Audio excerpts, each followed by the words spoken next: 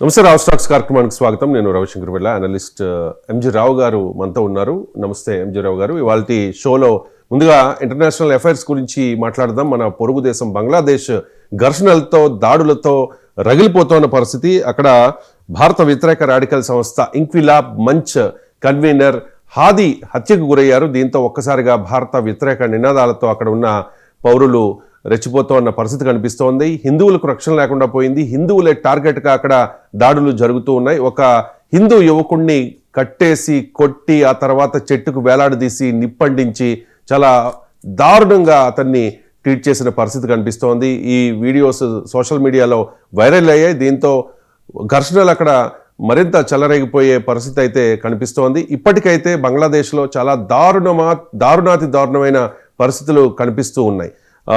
MG రావు గారు, ఏంటి situation ఇప్పుడు బంగ్లాదేశ్లో?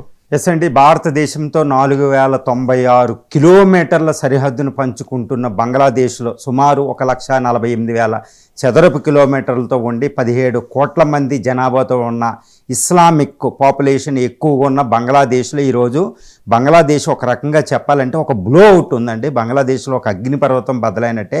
అది కూడా ఒక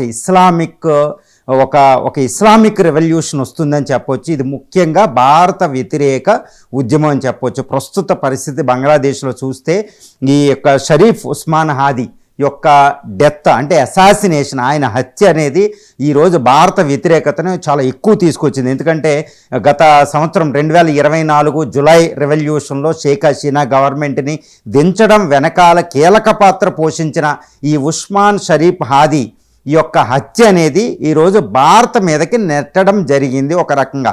ఎందుకంటే ఈయన భారత వ్యతిరేక వర్గానికి ఈయన ప్రాతినిధ్యం వహిస్తున్నాడు. షేక్ హసీనా, భారత్కి ఫేవర్గా ఉన్న షేక్ హసీనా గవర్నమెంట్ల కింద కీలక పాత్ర వహించాడు.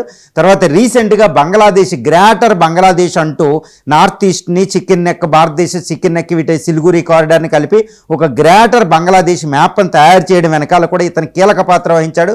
ప్రస్తుతం ఎన్సిపి 3వ అతిపెద్ద పార్టీ అని చెప్పవచ్చు. National citizenship party, Gen Z movement పార్టీలో కీలకమైన నేత అనమాట.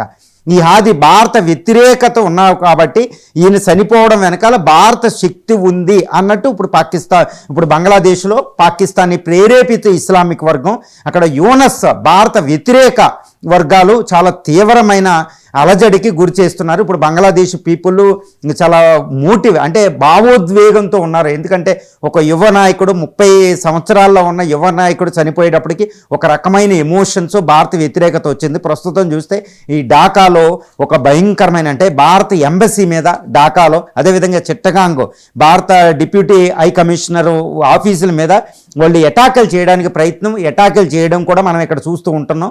తర్వాత ఢాకాలో ద డైలీ ప్రోతమ్ ఆలో అనే పేపర్లో, అంటే ఒక న్యూస్ ఒక అతిపెద్ద పేపర్ల మీద అటాక్ చేసేటప్పటికి వాళ్ళు ఆఫీసులోకి వచ్చేసారంటే పరిస్థితి ఎలా ఉందో ఊహించుకోవచ్చు. ఒక 40 మంది చనిపోయే స్థితి నుంచి సెక్యూరిటీ దళాలు రక్షించాయి. తర్వాత ఈ దాడులు ముఖ్యంగా ఎలా ఉన్నాయంటే భారత వ్యతిరేక దాడులు అని చెప్పొచ్చు. నెంబర్ 1. నెంబర్ 2 ఏంటంటే యాంటీ హిందూ, అంటే హిందూ మైనారిటీ వర్గాల్ని టార్గెట్ చేస్తూ ఇవి జరుగుతున్నాయి అని చెప్పొచ్చు. ఎందుకంటే ఒక హిందూ కార్మికుడిని బ్లెస్ పేమి అంటే మహమ్మద్ ప్రవక్తని అవమానించాడు, బ్లెస్ పేమి అనుకుంటూ మత వ్యతిరేకం చేశాడు అన్నట్టు అక్కడ అంటే ఈ అలజడి క్రియేట్ చేసే వెళ్ళి అతన్ని చంపేసి, లించింగ్ అంటారు, చంపి ఒక చెట్టుకి వేలాడగట్టి ఆ శవాన్ని కాల్చడం అనే దృశ్యాలు ఇప్పుడు బంగ్లాదేశ్లో ఒక భయంకరమైన పరిస్థితిని క్రియేట్ చేస్తున్నాయి. ఇది ఒక భారత్ని రెచ్చగొట్టడం, మోడీ గవర్నమెంట్ని రెచ్చగొట్టి మోడీని అక్కడ దించాలి, మోడీ గవర్నమెంట్ని హిందువుల రక్షణకు అన్నట్టు భారత వ్యతిరేక ఉద్యమాన్ని తీవ్రతరం చేసేసారని చెప్పొచ్చు. చాలా దారుణమైన పరిస్థితి. ఇది ఎలా ఉందంటే 17 కోట్ల మంది బంగ్లాదేశీ ప్రజలు, ముఖ్యంగా చెప్పాలంటే అన్ని సిటీలు, 64 డిస్టిక్లు, 495 సబ్ డిస్టిక్లు ఒక అశాంతిగా ఉంది. ఎక్కడికక్కడ పోలీసులు, పారామిలిటరీ బలగాలు, తర్వాత బంగ్లాదేశ్ ఆర్మీ రంగంలో ఉన్నా కానీ ఈ అల్లర్ని కంట్రోల్ చేయలేనటువంటి పరిస్థితి అక్కడ దాపురించింది. Even Bangladesh chief adviser Mohammed Yunus chief adviser, ఆయన యొక్క అడ్వైజర్స్ మేము కంట్రోల్ చేయలేకపోతున్నామని వాళ్ళు చేతులు ఎత్తేసిన పరిస్థితి. ముఖ్యంగా రాజధాని ఢాకా నగరంలో ఈ పరిస్థితి చాలా వికటించినట్టు కనపడుతుంది. దీంతో పాటు మిగిలిన 2వ అతిపెద్ద నగరం చిట్టగాంగ్లో, అదేవిధంగా తర్వాత సిల్హెట్, తర్వాత రంగపూరు, తర్వాత బారీసాలు, ఇలా అన్ని సిటీల్లో ఈవెన్ కుల్నా అంటూ ఒక డజన్ వరకు అతిపెద్ద సిటీలు, బంగ్లాదేశ్ సిటీలన్నీ కూడా ఈరోజు కర్ఫ్యూ వాతావరణంలో ఉన్నాయి. ఎక్కడికక్కడ భారతదేశం కూడా అక్కడ ఉన్న మైనారిటీలు, ముఖ్యంగా హిందూ ప్రజలకి, భారతీయులకి అక్కడ అడ్వైజరీ జారీ చేసింది దౌత్యపరంగా, అది డిప్లొమాటిక్గా. అది ఏంటంటే మీరు ఇంట్లోంచి బయటకు రావద్దు, ఇంట్లోంచి బయట కూడా మీ వరండాల్లో కూడా బయట ఎక్కడ తిరగొద్దు, ఆఫీసులు కట్టే ఎక్కడికి వెళ్ళొద్దు, ఎక్కడ వాళ్ళు అక్కడే ఉండండి, చాలా జాగ్రత్తగా ఉండి ఏదైనా అత్యవసర పరిస్థితి వస్తే భారత ఎంబసీ అధికారులను సంప్రదించండి అనుకుంటూ అక్కడ ఇవ్వడం జరిగింది. భారతదేశం మిగిలిన ఎంబసీ కార్యాలయాన్ని క్లోజ్ చేయమని ఒక డిమాండ్లు వస్తున్నాయి. అదేవిధంగా షేక్ హసీనా ఢిల్లీ నుంచి మాకు అప్పజెప్పాలనుకుంటూ యువకులు స్లోగాన్ చేయడం, భారత వ్యతిరేక స్లోగాన్స్ అక్కడ మనకు కనపడటం జరుగుతుంది. ఈ అల్లర్లను ఇప్పుడు ఆపే పరిస్థితి ఇప్పుడు బంగ్లాదేశ్లో కనపడడం లేదు. ఎందుకంటే షేక్ హసీనా ఇప్పుడు మహమ్మద్ యూనస్ గవర్నమెంట్ చేతులు ఎత్తేయడం అనేది చాలా భయానకమైన పరిస్థితిని అక్కడ తాండవింపజేస్తుంది. ఏంటి అంటే ఇప్పుడు హాదీ అంటే షరీఫ్ ఉస్మాన్ హాదీ మరణం అనేది ఒక నేపథ్యంగా మనకు కనిపిస్తుంది. ఇది ప్రస్తుతం ఇమ్మీడియట్ కాజు అంటే ప్రస్తుత కారణం అదే అనుకుంటున్నారు. కాదు, ఈ షేక్ హసీనా గవర్నమెంట్ దిగిపోవడానికి ముందు ఒక 6 నెలల ముందు, ఈ దిగిపోయిన గత సంవత్సరం నుంచి అక్కడ భారత వ్యతిరేక భయంకరమైన శక్తులు, ఇస్లామిక్ శక్తులు ఐఎస్ఐ ప్రోద్బలంతో ఉన్నాయి. ఈ శక్తులన్నీ పాడు పెట్టిన పొగ, ఈ మంట, ఈ యొక్క ఇంధనం ఇవన్నీ కూడా ఈ షరీఫ్ ఉస్మాన్ హాదీ మరణంతో ఇది రెచ్చిపోయి ఒకేసారి ఉద్యమంగా వెళ్ళింది. ఇప్పుడు ఈ బంగ్లాదేశ్ అనేది ఒక రగులుతుంది, ఒక బ్లోడ్ సిచ్యువేషన్ అనేది బంగ్లాదేశ్లో ఉన్నట్టు చేస్తుంది. ఈ పరిస్థితి ఇప్పటికిప్పుడు కొలిక్కి వచ్చేలాగా పరిస్థితి లేదు. అంతర్జాతీయ సమాజం కూడా ఏమీ చేయలేని పరిస్థితి, భారతదేశం కూడా అందులో జోక్యం చేసుకునే పరిస్థితి ఇక్కడికి మనకు కనపడడం లేదు. ఎంజీ రావు గారు, హిందువులే టార్గెట్గా బంగ్లాదేశ్లో జరుగుతోన్న ఈ భారత వ్యతిరేక అల్లర్ల వెనుక ఉన్నది ఎవరు? అంటే వచ్చే ఎన్నికల్లో మోదీని అస్థిరపరిచి భారతదేశాన్ని నాశనం చేయాలి అనే ఒక కుట్రతో ఈ అల్లర్లు జరుగుతూ ఉన్నాయని అనుకోవాలా? ఇది ఎవరు స్కెచ్? దీని వెనక ఎవరున్నారు? దీని వెనక ఏదైనా బిగ్ స్కెచ్ ఉందని అనుకోవాలంటారా? ఎస్ అంటే అబ్జల్యూట్లీ ఇక్కడ ఈ బంగ్లాదేశ్లో జరుగుతున్న భారత వ్యతిరేక, ముఖ్యంగా హిందూ మత వ్యతిరేక ఉద్యమం అనేది ఇక్కడ ఏంటంటే మోడీ గవర్నమెంట్ని టార్గెట్ చేస్తున్నట్టు ఇక్కడ మనకు సూటిగా స్పష్టంగా తెలిసిపోతుంది. బంగ్లాదేశ్లో పరిణామాలను గ్రహించినట్టయితే ఇది పెద్ద విచిత్రమేమి కాదు. ఎందుకంటే ఇప్పుడు బంగ్లాదేశ్లో 91% ముస్లిం పాపులేషన్ ఉంటే 8% హిందూ పాపులేషన్ ఉంటారు. అంటే 17 కోట్ల మంది జనాభాలో. అంటే ఏంటి, బంగ్లాదేశ్లో హిందూ మైనారిటీలు 1.5 కోటి ఉన్నారు. ఇప్పుడు వాళ్ళంతా వాళ్ళ ప్రాణాల ఆపదలో ఉంది. ఇప్పుడు మహాత్మా గాంధీ మనకు గుర్తుంది, నౌకాలి ఇన్సిడెంట్ గుర్తుందండి. అటువంటి పరిస్థితి ఈరోజు 2025 ఇప్పుడు డిసెంబర్లో ఇటువంటి పరిస్థితిని మనం చూస్తున్నాం. ఎందుకంటే భారతదేశ చరిత్రకి వెళ్తే దేశ విభజన జిన్నా ద్విజాతి సిద్ధాంతానికి పిలిపించినప్పుడు, డైరెక్ట్ యాక్షన్ డేకి పిలిపించినప్పుడు బంగ్లాదేశ్లో ఈ నౌకాలి అంటే ఈ ఢాకా కింద ప్రాంతంలో ఇక్కడ నౌకాలి అనే ప్రాంతంలో భయంకరమైన హింస, మానవ చరిత్రలో అతిపెద్ద హింస హిందూ స్త్రీల మీద జరిగింది. సుమారు 3 లక్షల మంది హిందూ స్త్రీల్ని అక్కడ పెళ్ళిళ్ళు, మత మార్పిడి చేసి పెళ్ళిళ్ళు, రేపులు చేయడం జరిగింది. చాలా ఘోరమైన పరిస్థితి. దీన్ని ఆపడానికి మహాత్మా గాంధీ డైరెక్ట్గా ఢిల్లీ నుంచి ఢాకా నౌకాలి వెళ్ళడం జరుగుతుంది. ఒక అతిపెద్ద ఉద్యమం అండి అది. మహాత్మా గాంధీ అక్కడ సక్సెస్ అవ్వడం కూడా చూస్తూ ఉంటాం. లోయిస్ ఫిషర్ బుక్లో మోడర్న్ ఇండియన్ హిస్టరీ అన్నింటిలో మనకు కనపడుతూ ఉంటుందండి. మరి అలాంటి పరిస్థితి మళ్ళా 2025లో ఎందుకు వచ్చింది బంగ్లాదేశ్లో అంటే 1.5 కోటి మంది హిందూ ప్రజలు ఆపదలో ఉన్నారు. ఈరోజు వాళ్ళని రక్షించడానికి సైన్యం కూడా చేతులు ఎత్తేసిన పరిస్థితి. మరి ఎందుకు అంటే అసలు ఈ బంగ్లాదేశ్లో ఈ హిందూ వ్యతిరేక, భారత వ్యతిరేక ఉద్యమం వెనకాల చాలా చాలా భయంకరమైన కుట్ర ఉంది. ఇది ఒక డీప్ స్టేట్ అని మనం చెప్పొచ్చు. అసలు ఎవరు టార్గెట్ అంటే ముఖ్యంగా భారతదేశమే కాకుండా మోడీ ప్రభుత్వమే టార్గెట్. గత 11 సంవత్సరాలుగా భారత్ని నిర్విఘ్నంగా అంటే గత మూడవసారి ప్రధానమంత్రి స్వీకరించడం, ఒక జాతీయవాద ప్రభుత్వం ఉండడం, ఒక తిరుగులేని గ్లోబల్ లీడర్ కావడం, భారత్ని ప్రగతిశీలంగా తీసుకెళ్ళడం, ఒక జాతీయ అంటే ఒక సంస్కృతిని మళ్ళా పునరుజ్జీవింపజేయడం, వెస్టర్న్కి ఎగనెస్ట్గా భారతదేశాన్ని మొత్తం దాస్య శృంఖలాల నుంచి మొత్తం బయటికి తీసుకెళ్లే విధంగా ఒక అద్భుతమైన జాతీయవాద ప్రభుత్వానికి ప్రాతినిధ్యం వహించేదే నరేంద్ర మోడీ. మరి ఈ నరేంద్ర మోడీని ఎన్నికల్లో దింపాలనుకుంటుందా డీప్ స్టేట్ అంటే అది ఇప్పుడు జరిగే కుట్రలే అండి.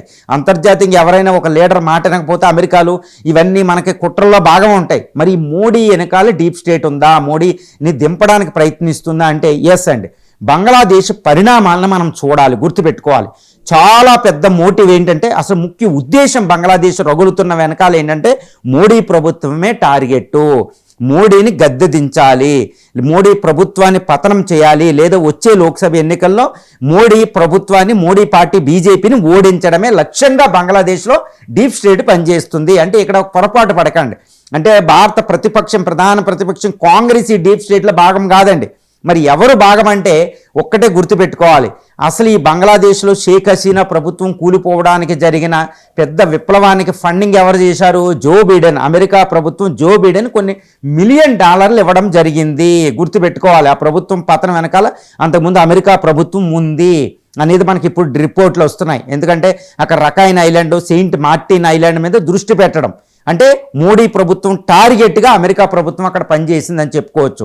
తర్వాత ఇస్లామిక్ ఫోర్సెస్, ఇప్పుడు పాకిస్తానే ఉంది. పాకిస్తాన్ అసలు తట్టుకోలేని పరిస్థితి. ఇప్పుడు మోడీ గవర్నమెంట్ వచ్చిన తర్వాత, మోడీ 2014లో అధికారం స్వీకరించిన తర్వాత యూరీ స్ట్రైక్ అని, తర్వాత పిఓకే స్ట్రైక్ అని చేయడం, ఇటు చైనాకి ఎగినెస్ట్గా డోక్లాం, గాల్వాన్ వ్యాలీలో చైనాను అక్కడ నిలబెట్టడం, అసలు పాకిస్తాన్ ఒక టెర్రరిస్ట్ ఒక బుల్లెట్ పేలిస్తే పాకిస్తాన్ మీద యుద్ధం ప్రకటించే ఒక హార్డ్ పర్ష్యూట్ని మోడీ గవర్నమెంట్ తీసుకోవడం, ఈరోజు విపత్కర పరిస్థితిలో పాక్ ఆర్థికంగా పతనం వెనకాల ఇండియా అవలంబించిన అద్భుతమైన, మోడీ అవలంబించిన ఒక దౌత్య విధానం అక్కడ ఉందన్నమాట.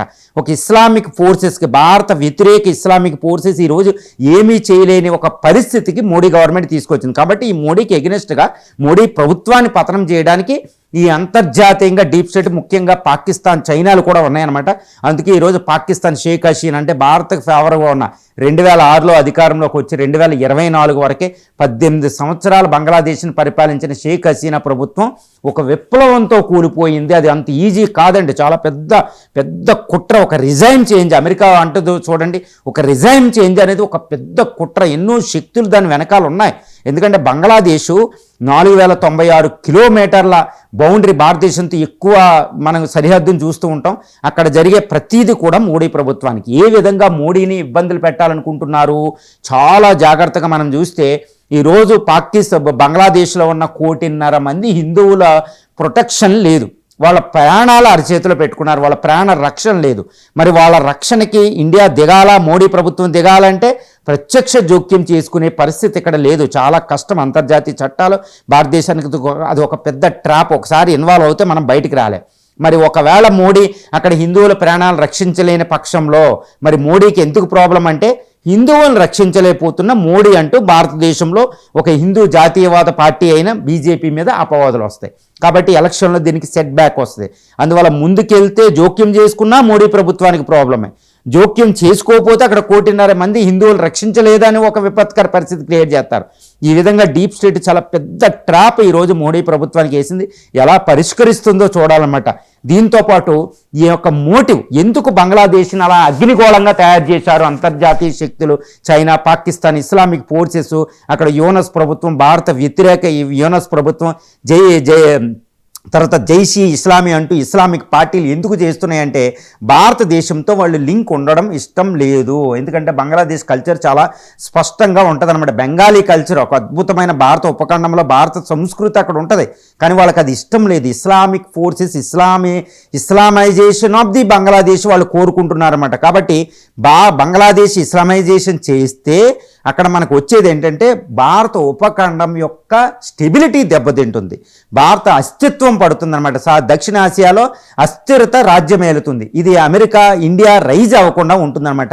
ఎకనామికల్ సూపర్ పవర్ అవడానికి వీలు ఉండదండి, అంత ఈజీ కాదు. అంటే భారత్ను అస్థిరపరచడం అనేది ఒక ప్రధానమైన మోటివ్ అనేది కనిపిస్తుంది.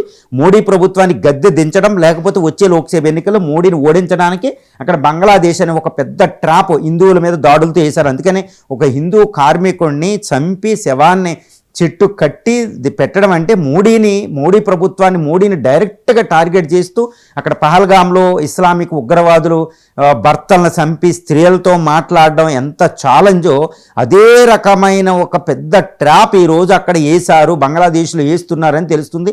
ఇది మరి మోడీ ఎలా రెస్పాండ్ అవుతారు, ఎంత తెలివిగా రెస్పాండ్ అవుతారు. ఎందుకంటే మోడీ ఇలాంటి దౌత్య విధానాల్లో, మోడీ వెనకాల ఉన్న అజిత్ దోవాలో వీళ్ళు సామాన్యంగా ఆలోచించరు.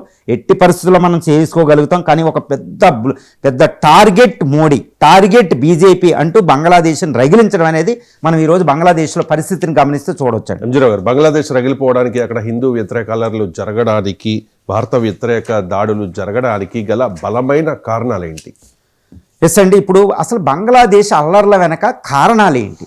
ఇప్పుడు మనం ఇప్పుడు దాకా ఏం చేసాం, బంగ్లాదేశ్లో పరిస్థితి ఎలా ఉంది, అసలు వాళ్ళ ముఖ్య ఉద్దేశం ఏంటో మనం మాట్లాడుకున్నాం.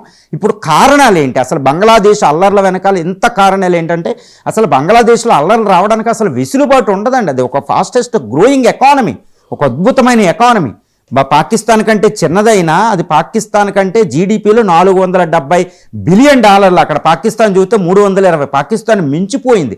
పేదరికాన్ని కూడా అది 18% తగ్గించేసి ఒక అద్భుతం అనమాట. ఒక industrialised, fastest growing industrialised economy. ఒక అద్భుతమైన టెక్స్టైల్ ఇండస్ట్రీ ఉంటుంది. అక్షరాస్యత అవన్నీ పెంపొందించబడ్డాయి. ఉమెన్ రైట్స్ ఉంటాయి, ఇస్లామిక్ నేషన్. మరి అక్కడ అల్లర్లు ఎందుకు వచ్చినాయి అంటే, చాలా ఒక పెద్ద భయంకరమైన ఒక కుట్ర, అది భారత్కి వ్యతిరేకంగా అనేది మనం చెప్పవచ్చు. ఒక కారణాలను మనం పరిశీలించినట్టయితే, ఇప్పుడు ప్రస్తుతం మహమ్మద్ యూనస్ ఈయన ఏంటంటే అక్కడ తాత్కాలిక ప్రభుత్వానికి చీఫ్ అడ్వైజర్, నోబెల్ లారెట్, సుమారు 82 సంవత్సరాల వయసు. ఈయన షేక్ హసీనా గవర్నమెంట్ గత 2024 జూలై రెవల్యూషన్లో ఆగస్టు 5న దిగిపోయిన తర్వాత ఒక తాత్కాలిక ప్రభుత్వాన్ని ఎస్టాబ్లిష్ చేసి ఎలక్షన్ నిర్వహించడానికి పెట్టారు శాంతి భద్రతల కోసం. ఇప్పుడు మహమ్మద్ యూనస్ ఏం చేస్తున్నాడు, భారత వ్యతిరేక శక్తులకి అడ్డాగా ఒక కేంద్ర బిందువుగా మారిపోయాడు. వచ్చే ఫిబ్రవరి 12వ తారీఖున అక్కడ బంగ్లాదేశ్లో election schedule to be conducted అనమాట. ఒక ఎలక్షన్స్ ఉంది ఫిబ్రవరి 12న. మరి యూనస్ ఏమి కోరుకుంటున్నాడు అంటే, ఈయనకి ఎలక్షన్ పెట్టడం ఇష్టం లేదు అనేది బంగ్లాదేశ్ యొక్క అల్లర్లను బట్టి తెలుస్తుంది. ఎందుకంటే ఈ అల్లర్లకి కేంద్రీకృతం నాయకత్వం వహించేది ఎవరు అంటే, ఈ చీఫ్ అడ్వైజర్ తాత్కాలిక ప్రభుత్వంలో భాగస్వామి అయిన ఎన్సిపి, నేషనల్ సిటిజన్ పార్టీ నేతలే ఇక్కడ ఉన్నట్టు మనకు కనపడుతుంది. ఆర్మీ కూడా అక్కడ సహకరిస్తున్నట్టు కనపడుతుంది. ఎందుకంటే భారత ఎంబసీ మీద దాడి చేసినప్పుడు, అది కూడా రాజధానిలో దాడి చేసినప్పుడు సైన్యం, పోలీసులు సరైన చర్యలు తీసుకోలేదు. అక్కడ చాలా ఫర్నిచర్ అయ్యి దెబ్బతింటం తెలుస్తుంది. మళ్ళీ చిట్టగాంగ్, సెకండ్ లార్జెస్ట్ సిటీ చిట్టగాంగ్లో భారత రాయబారి కార్యాలయం మీద కూడా అటాక్ చేయడం, ఇది అసిస్టెంట్ హై కమిషనర్ మీద, అక్కడ కూడా ప్లాన్ తెలుస్తుంది. ఒక హిందూ మతస్థుడిని చెట్టుకి వేలాడగట్టి శవాన్ని కాల్చడం అంటే అది మామూలు విషయం కాదు. అక్కడ పోలీసులు ఎవరు కూడా అక్కడ ఉన్నట్టు కనపడతలే. ఇంకొకళ్ళు మైనారిటీస్ మీద అటాకులు కూడా జరుగుతున్నాయి. 1.5 కోటి హిందువులు ప్రమాదంలో పడ్డారు. అంటే ఏంటి, వచ్చే ఫిబ్రవరిలో ఎలక్షన్ని నిర్వహించడం యూనస్ గవర్నమెంట్కి ఇష్టం లేదు. ఎందుకంటే ఆయనే ఉండాలనుకుంటున్న చీఫ్ అడ్వైజర్ నుంచి ఆర్మీ సహకారంతో ఈ శక్తులు అల్లర్లు వచ్చినాయి కాబట్టి మార్షల్ లా విధించినట్టు ఆర్మీ పాలన విధించి తానే అధికారంలో శాశ్వతంగా ఉండాలని కోరుకుంటున్నాడు. ఈ విషయం నేను అన్నది కూడా కాదండి. అక్కడ అవామీ లీగ్ పార్టీ, ఇప్పుడు షేక్ హసీనా ప్రభుత్వంలో మంత్రిగా చేసిన ఒక మంత్రే ప్రధానమైన ఆరోపణ అక్కడ చేయడం జరిగింది. చాలామంది పేపర్లు, తర్వాత BBC ఇలాంటి సర్వేల్లో కూడా యూనస్ మీదే అనుమానం వ్యక్తం చేస్తున్నారు. అది ప్రధానమైన కారణం, భారత వ్యతిరేక అల్లర్లు రెచ్చగొట్టి తాను అధికారంలో ఉండాలనుకోవడం అనమాట. ఇక రెండో విషయానికి వస్తే, ఇప్పటికిప్పుడు ఫిబ్రవరి 12నే ఎలక్షన్లు ఒకవేళ నిర్వహించాల్సి వస్తే JEI అని జమాయిత్ ఈ ఇస్లామీ అనే పార్టీకి పట్టం కట్టాలనుకుంటున్నాడు యూనస్. ఎందుకంటే యూనస్ ప్రభుత్వం, తాత్కాలిక ప్రభుత్వం అధికారంలోకి వచ్చిన తర్వాత ఈ జైషీ ఇస్లామీ అనే పార్టీ మీద ఉన్న ఒక బ్యాన్ను తొలగించడం జరిగింది. ఇప్పుడు అది ఎలక్షన్లో పార్టిసిపేట్ చేస్తుంది. రీసెంట్గా జరిగిన ఒక ఎలక్షన్ సర్వేలో, ఒక ప్రీపోల్ సర్వేలో ఈ JEM ఇప్పుడు ప్రస్తుతం అవామీ లీగ్ అవుట్ ఆఫ్ లేదు, ఇప్పుడు బరిలో లేదు. ఎందుకంటే బ్యాన్ విధించారండి. ఇక రెండో party BNP, Bangladesh national party, Khaleda Zia, ఈ పార్టీకి 49% అవకాశాలు ఉంటే, 40% అవకాశాలు ఉంటే, ఈ JEI అద్భుతంగా పుంజుకొని 44%, కేవలం 5% తక్కువగా ఉంది. తర్వాత NCP పార్టీకి 5 నుంచి 6% ఓట్లు వచ్చే అవకాశం ఉంది. మరి ఎవరు అంటే BNP అధికారంలోకి వచ్చింది. BNP అధికారంలోకి వస్తే ఈ యూనస్ మాట కానీ ఆర్మీ మాట కానీ వినరు. షేక్ హసీనా గవర్నమెంట్ లాగా భారత వ్యతిరేకత అనేది అది అంతగా పెట్టే అవకాశం అక్కడ లేదు BNP అనేది. మరి ఎవరికంటే ఇప్పుడు ఈ అల్లర్లని కేంద్రీకరించి అల్లర్లు రెచ్చగొట్టి, భారత వ్యతిరేక అల్లర్లు రెచ్చగొట్టి, మైనారిటీ మీద అదే రెచ్చగొట్టి, షరియత్లా ఇస్లామిక్ అనుకుంటూ ఈ మతీకరణని ఇస్లామైజేషన్ చేసి యూనస్ ఏం కోరుకుంటున్నారు అంటే, ఈ BNPకి బదులు జైషీ ఇస్లామీ పార్టీకి, భారత వ్యతిరేక పార్టీకి పట్టం కట్టాలనుకుంటున్నాడు యూనస్ అనేది రెండో కారణంగా స్పష్టంగా మనకు అర్థమవుతుంది అనమాట. ఇదే జరిగితే ఈ అల్లర్లు ఇంకొక 20 రోజులు కొనసాగితే భారత వ్యతిరేకత పూర్తిగా వస్తుంది. ఇప్పుడు 18% ఓటర్లు న్యూట్రల్గా తటస్థంగా ఉన్నారని తెలుస్తుంది. వీళ్ళు ఎటు డిసైడ్ అవుతారు? భారత వ్యతిరేకత వైపు ఎక్కువ డిసైడ్ అవుతే ఈ అల్లర్లు కొనసాగితే ఈ యూత్ని వీళ్ళని చంపేస్తున్నారు, భారత రంగంలో ఉంది, భారత జోక్యం ఎక్కువైపోయిందంటే ఈ తటస్థత జేఈఎంకి ఎక్కువ అవుతుంది, బిఎన్బికి తగ్గిపోయే అవకాశాలు ఉన్నాయి. ఈ విధంగా భారత వ్యతిరేక ఇస్లామిక్ పార్టీ, షరియత్ పార్టీ అక్కడ రంగంలోకి వస్తుంది. ఇది పూర్తిగా పాకిస్తాన్కి సహకరించే పార్టీ. ఇదే రంగంలోకి వస్తే మరో పాకిస్తాన్ అక్కడ యూనస్ కోరుకునేది కూడా అదే, ఆయన స్టేట్మెంట్ నుంచి కూడా కోరుకునేది. అందువల్ల చాలా పెద్ద ప్లాన్గా వేశారు. ఇది రెండవ అతిపెద్ద కారణం. ఇక మూడవ కారణం ఏంటంటే పాకిస్తాన్. ఇప్పుడు మహమ్మద్ యూనస్ అధికారంలోకి వచ్చిన తర్వాత 1971 తర్వాత మొట్టమొదటిగా పాకిస్తాన్ యొక్క పాకిస్తాన్ ఆర్మీ జనరల్ లాంటి వాళ్ళు, chief of defence staff, Pakistan embassy వీళ్ళందరూ అక్కడికి రావడం జరుగుతుంది. పాకిస్తాన్ నేవీ కూడా అక్కడికి వచ్చింది.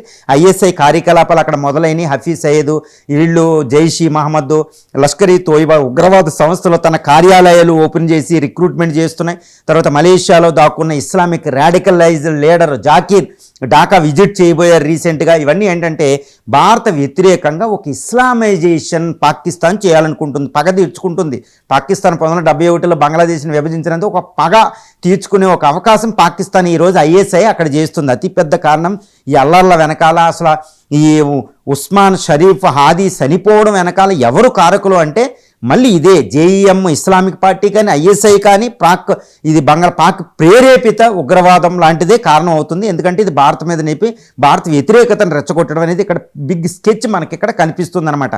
కాబట్టి ఈ షరీఫ్ ఉస్మాన్ హాదీ మరణం వెనకాల కారకులు ఎవరు అనేది తెలిస్తేనే కానీ ఇది తెలియదు. అసలు ఏ విచారణ కూడా ఇది బయట పెట్టే అవకాశాలు అక్కడ మనకి కనపడడం లేదు. తర్వాత ఇంకో కారణం ఏంటంటే United States of America, China వాళ్ళ కోల్డ్ వార్ కూడా ఒక కారణం. వీళ్ళు పాకిస్తాన్కి సపోర్ట్ అనమాట. ఎందుకంటే United States of America Sheikh Hasina ప్రభుత్వం కూలిపోవడానికి జరిగిన ఫండింగ్ అక్కడికి ఇవ్వడం జరిగింది. చైనా కూడా అక్కడ డీప్గా ఇన్వాల్వ్ అయ్యి ఉంది. అది తర్వాత ఇప్పుడు పాకిస్తాన్, ఇవన్నీ ఏంటంటే అక్కడ డీస్టెబిలైజ్. చైనా అమెరికాలో కోరుకునేది ఏంటంటే ఇండియా డీస్టెబిలైజ్ అవ్వాలి, ఇండియా గ్రోత్ ఎక్కువ అవ్వకూడదు. ఎందుకంటే ఇండియా దూసుకుపోతుంది అనమాట ప్రపంచంలో, మోడీ దూసుకుపోతున్నారు. కాబట్టి ఇటు మోడీ భారత్ను అస్థిరపరచడానికి, మోడీ ప్రభుత్వాన్ని పతనం చేయడానికి అంతర్జాతీయ శక్తులు, డీప్ స్టేట్ అనేది ఒక అతిపెద్ద కారణంగా కనిపిస్తుంది. ఎందుకంటే అక్కడ మీడియా హౌసుల్ని, భారత మైనారిటీలని, భారత సింబల్స్ని అటాక్ చేయడం, అక్కడ భారతదేశం పోరాటం, భారత ఆర్మీ పోరాట ఫలితంగా ఉద్భవించిన బంగ్లాదేశ్లో భారత్కు సంబంధించిన అన్ని ఆనవాళ్లు తీసేయడం. దాంట్లో భాగంగానే ముజిబుర్ రెహమాన్ ఏది బంగ్లాదేశ్ జాతి పిత మీద ఒక ఇల్లు మీద దాడి చేయడం జరిగింది, గుర్తుపెట్టుకోవాలి. తర్వాత షేక్ హసీనా అవామీ లీగ్ స్వతంత్రోద్యమ పార్టీ మీద పూర్తిగా దాన్ని కనుమరుగు చేయడానికి వాళ్ళ కార్యాలయం మీద కూడా అటాక్ జరిగింది. హిందువుల మీద డైరెక్ట్గా అటాక్ జరుగుతుంది. అంటే ఒక పెద్ద కారణాలు ఎంత సుస్పష్టంగా మనకు కనిపిస్తున్నాయో మనం అర్థం చేసుకోవచ్చు. తర్వాత ఇంకొక అతిపెద్ద కారణం ఏంటి అంటే ఒక ఆర్మీ. ఎప్పుడు బంగ్లాదేశ్లో ఆర్మీ పాలన చాలా డేంజరస్ ఉంటుందండి. అక్కడ ప్రజాప్రభుత్వాన్ని గౌరవించవు భారతదేశం లాగా. మరి ఆర్మీ ఏం చేస్తుంది అంటే డీస్టెబిలైజ్ అవ్వడం వెనకాల ఒకప్పుడు షేక్ హసీనా దించింది కూడా ఆర్మీ వెన్నుపోటుతోనే. ఇప్పుడు మళ్ళీ ఇదే ఆర్మీ ఈ అల్లర్ని రెచ్చగొట్టి యూనస్ ప్రభుత్వాన్ని కీలుబొమ్మ చేసుకుని ఆర్మీ పరిపాలన కొనసాగించడమా అంటే ఆర్మీ పరిపాలనలోకి రాబోతుందనే ఒక కుట్ర కోణం కూడా ఇక్కడ దాగి ఉంది. కాబట్టి బంగ్లాదేశ్లో ప్రస్తుతం జరిగే జల్లర్లు అనేవి చాలా చాలా భయానకమైన కారణాలు దీని వెనకాల మనకు కనిపిస్తున్నాయండి. ఎంజీరావు గారు, ప్రస్తుతం బంగ్లాదేశ్లో జరుగుతున్న హింస, దానికి గల కారణాలు, దానికి కారకుల్ని పరిశీలిస్తే భారత్పై చాలా తీవ్రమైన ప్రభావం ఉంటుంది అని స్పష్టంగా అర్థమవుతోంది. ఈ బంగ్లాదేశ్ విస్ఫోటనం వల్ల భారత్పై ఉండే దుష్ఫలితాలు ఏంటి? ఎస్ అండి, ఇప్పుడు బంగ్లాదేశ్ అనేది బంగ్లాదేశ్లో రగులుతున్న ఈ ప్రజ్వరిల్లుతున్న ఒక విస్ఫోటనం లాంటి అల్లర్లు అనేవి భారత్ని చాలా ప్రమాదంలోకి నెట్టేస్తున్నాయండి. అవి ఎంతటి ప్రమాదం అంటే అసలు బంగ్లాదేశ్ ఉనికి ఎలా ఉందో చూడాలి, గుర్తుపెట్టుకోవాలి. భారతదేశానికి 15,200 కిలోమీటర్ల ల్యాండ్ బౌండరీ ఉంటే అందులో 4,096 కిలోమీటర్లు అంటే పాకిస్తాన్తో చైనాతో ఎక్కువ మనకు సరిహద్దు లేదండి, భూ సరిహద్దు. ఎక్కువ సరిహద్దు ఉన్నది బంగ్లాదేశ్తో 4,096 కిలోమీటర్ల ల్యాండ్ బౌండరీ. ముఖ్యంగా ఎన్ని స్టేట్లు అంటే 5 స్టేట్లు, ముఖ్యంగా వెస్ట్ బెంగాల్తోనే 2,200 కిలోమీటర్లతో అది కలిగి ఉంది. తర్వాత అస్సాం, మేఘాలయ, త్రిపుర, మిజోరాం అంటే ముఖ్యంగా ఈశాన్య రాష్ట్రాలు, తూర్పు భారతదేశం దాంతో సరిహద్దు పంచుకుంటున్నాయి. అదేవిధంగా ఇటు పాకిస్తాన్ లాగా ఇది కొండలో పర్వతాలు నదులు ఉండేది కాదండి, ఇది ఒక పోరస్ బార్డర్, మొత్తం సమతలంగా ఉంటుందన్నమాట. అక్కడ Ganga, world's largest delta, Ganga Brahmaputra డెల్టాలో ఉంటుంది బంగ్లాదేశ్. అక్కడ సరిహద్దు రేఖను కూడా మనం సరిగ్గా గుర్తించలేని రాడ్క్లిఫ్ లైన్ ఉంటుందన్నమాట. ఇప్పుడు అక్కడ విప్లవం వస్తుంటే అది భారత్లోకి ఉత్తును వచ్చేస్తుందండి. 1971-70లో పాకిస్తాన్ అక్కడ అల్లరి చేస్తే 1 కోటి మంది బంగ్లాదేశీలు ఇండియాకి రెఫ్యూజీస్ కాందిశీకులకు రావడం వల్లే భారత్ అక్కడ యుద్ధం చేయవలసి వచ్చింది. అటువంటి పరిస్థితిలోనే 1971లో. ఇప్పుడు మళ్ళీ అదే పరిస్థితి ఇక్కడికి వస్తుంది. చాలా దారుణమైన దుష్ఫలితాలు భారత్ మీద ఉండబోతున్నాయి. ఎందుకంటే 57 రివర్లు బంగ్లాదేశ్ సరిహద్దులో ప్రవహిస్తూ ఉంటాయండి. 57 అంతర్జాతీయ రివర్లు. ఎంతో ఆర్థిక బంధం ఉంది అక్కడ. ఒక విలేజ్ని డివైడ్ చేయడం అసంభవం. ఇంకోటి ఏంటంటే బంగ్లాదేశ్ ఇస్లామిక్ కంట్రీ అయినా అక్కడ 99% మంది ప్రజలు బెంగాలీ తెగకు చెందిన వాళ్ళు. భారతదేశంలో ఉన్న బెంగాల్, ఒక great Bengal world's richest province అంటే ఒకప్పుడు అది ప్రస్తుత కాలిఫోర్నియా. బ్రిటిష్ వాడు పెద్దోడు ఏంటంటే ఆ బెంగాల్ని దోపిడీ చేయడం వల్లే. మరి అంతటి బెంగాల్లో ప్రాబ్లం అంటే అది భారతదేశం మీద చాలా భయంకరమైన దుష్ఫలితాలు ఉంటాయి. ముఖ్యంగా దుష్ఫలితాలకి చెప్పాలంటే ఇప్పుడు ప్రస్తుతం వెస్ట్ బెంగాల్లో ఎలక్షన్ జరగబోతుంది, అస్సాంలో ఎలక్షన్ జరగబోతుంది. మరి ఆ ఎలక్షన్ల మీద దుష్ఫలితాలు వస్తాయి. ఎలా అయినా అక్కడ పెద్ద డీస్టెబిలైజ్ అవుతుందండి. తర్వాత నార్త్ ఈస్ట్ 7 సిస్టర్ ఇక్కడ కింద నుంచి చూసుకుంటే త్రిపుర, మిజోరాం, మణిపూర్, నాగాల్యాండ్, ఈ త్రిపుర, తర్వాత మేఘాలయ, అస్సాం, అరుణాచల్ ప్రదేశ్, ముఖ్యంగా మళ్ళీ సిక్కింతో కూడా ల్యాండ్ బౌండరీ. అంటే 7 నార్త్ ఈస్ట్ సిస్టర్స్తో ఈశాన్య రాష్ట్రాలు, సిక్కిం, వెస్ట్ బెంగాల్ వీటన్నిటి మీద ఈ ప్రభావం ఉండబోతుంది. అది రెండో అతిపెద్ద కారణం. నార్త్ ఈస్ట్లో అది ఏదైనా ఇన్సర్జెన్సీకి ప్రమోట్ చేసిందంటే భారత్ పరిష్కరించలేదండి. చాలా పెద్ద ప్రాబ్లం అది. తర్వాత చికెన్ నెక్క దగ్గర అక్కడ అంతర్జాతీయ ఇష్యూ అయిపోతుంది. ఇంకొక కారణం చూస్తే ఇప్పుడు బంగ్లాదేశ్లో అల్లర్లు ఎలా జరిగితే 1.5 కోటి మంది, ఇంకొక 50 లక్షల మంది మైనారిటీలు బంగ్లాదేశ్లో తలచుకోకుండా భారత్లోకి వాళ్ళు ఎంటర్ అవుతారు. అంటే సుమారు 2 కోట్ల మంది భారత్లోకి వచ్చే అవకాశం ఉంది రెఫ్యూజీస్. ఇది భారత ఆర్థిక వ్యవస్థ మీద ప్రభావం, శాంతి భద్రతల మీద ప్రభావం, చాలా ప్రాబ్లం అయిపోతుంది అనమాట. 1971 లాగా ఇది తట్టుకోవడం అంత ఈజీ కాదండి. తర్వాత ఇంకో చెప్పాలంటే ఇది అతిపెద్ద దుష్ఫలితం ఏంటంటే మరో పాకిస్తాన్. ఇప్పుడు మా భారతదేశానికి పశ్చిమాన ఒక పాకిస్తాన్ ఉంది, అణ్వస్త్ర పాకిస్తాన్, ఇస్లామిక్ పాకిస్తాన్, ఒక టెర్రరిస్ట్ పాకిస్తాన్ ఉంది. దీనివల్ల భారతదేశం ఎంత విపత్కర పరిస్థితులు ఎదుర్కొంటుందో మనం చూస్తున్నాం. ఇప్పుడు మళ్ళా భారతదేశానికి తూర్పును కూడా మరో పాకిస్తానుగా ఈ బంగ్లాదేశ్ ఉద్భవించబోతుంది. ఇది చాలా చాలా డేంజర్. ఇప్పుడు పాకిస్తాన్తో బౌండరీ క్లియర్ కట్గా ఉంటుంది, LOC అనేది, పర్వతాలు ఇవన్నీ. మరి బంగ్లాదేశ్తో మరో పాకిస్తాన్గా బంగ్లాదేశ్ తూర్పును మొదలవుతే మాత్రం అది భారత అస్తిత్వానికే చాలా ప్రమాదం. అసలు ఈ టార్గెట్తోనే అక్కడ పాకిస్తాన్, చైనాలో అక్కడ ఇంకొక మరో పాకిస్తాన్గా, నయా పాకిస్తాన్గా బంగ్లాదేశ్ని మారుస్తున్నారు. ముఖ్యంగా ఇస్లామైజేషన్ చేస్తున్నారు.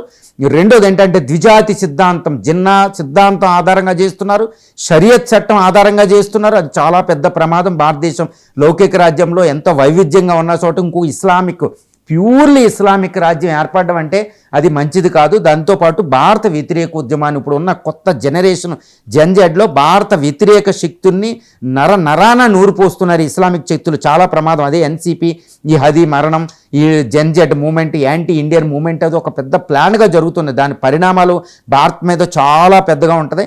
మళ్ళీ విభజన గాయాలు, బ్రిటిష్ వాడు పెట్టిన విభజన గాయాల్ని, ఈ రాడ్క్లిఫ్ లైన్ని, వీటన్నిటినీ మళ్ళా పుండుని రెచ్చగొడుతున్నాం ఇక్కడ కనపడుతుంది. ఇది చాలా పెద్ద ప్రమాదానికి దారితీయబోతుంది అనమాట. అది రెండోది.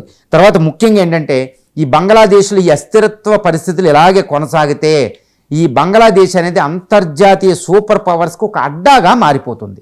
ఇప్పుడు ఉక్రెయిన్లో ఎవరండి? ఇటు రష్యా పెద్ద సూపర్ పవర్, పాలిటిక్స్ కాదండి. ఆఫ్ఘనిస్తాన్ ఏమైంది? సూపర్ పవర్స్ పాలిటిక్స్కి అయిపోతుంది. ఎక్కడైనా అస్థిరత్వం ఉందంటే సూపర్ పవర్స్ వచ్చేస్తే దెబ్బలాడుకుంటే బ్యాటిల్ గ్రౌండ్ అయిపోద్ది. ఇదే బంగ్లాదేశ్లో ఇలాంటి అస్థిరత్వం కొనసాగితే అక్కడ United States of America, China అక్కడికి అడ్డాగా మార్చుకుంటాయి. అది భారతదేశ సమగ్రతకి, సమైక్యతకి, ఐక్యతకి చాలా పెద్ద ముప్పుగా పరిణమిస్తుందండి. ఎందుకంటే అక్కడ చైనా, బంగ్లాదేశ్ అనేది చాలా కీలకమైన ప్రదేశంలో ఉంది. బే ఆఫ్ బెంగాల్ అత్యధికంగా అభివృద్ధి చెందుతున్నది. భారతదేశాన్ని తుదముట్టించవచ్చు అనమాట అక్కడికి వస్తే, బంగ్లాదేశ్లో ఉంటే. కాబట్టి చైనా అక్కడికి వస్తుంది. ఇప్పుడు చైనా వచ్చిందంటే అమెరికా తన ఆధిపత్యానికి అది అక్కడికి వస్తుంది. రకాయిన్ ఐలాండ్ ఇవన్నీ మనం చూస్తున్నాం. కాబట్టి అంతర్జాతీయ శక్తులకు ఒక అడ్డాగా మారిపోతే అది భారతదేశ అస్థిరత్వానికి దారితీస్తుందో, ఆ శక్తుల ప్రభావం ఎక్కువైపోతుందో అంటున్నాం. తర్వాత ఇంకా ఏంటంటే భారత ఆర్థిక అభివృద్ధి ఇప్పుడు అద్భుతంగా అభివృద్ధి చెందుతుంది. ఇప్పుడే నక్సలిజాన్ని ఆపుతున్నాం, నార్త్ ఈస్ట్లో ఇన్సర్జెన్సీని ఆపుతున్నాం, మళ్ళీ వాటిని ప్రమోట్ చేస్తుందండి. ఆ తూర్పు India mineral belt north east అనేది చాలా చాలా ఇంపార్టెంట్ భారత ఆర్థిక వృద్ధికి. 10% గ్రోత్. ఇప్పుడు బంగ్లాదేశ్ అస్థిరత్వం అనేది భారత ఆర్థిక అభివృద్ధికి పెద్ద ఆటంకంగా మారబోతుంది. అది చాలా అంటే భారత ఆర్థిక అభివృద్ధిని భారత అణచడానికి వచ్చిన ఒక పెద్ద దుష్ఫలితంగా బంగ్లాదేశ్ని మనం చెప్పుకోవచ్చు.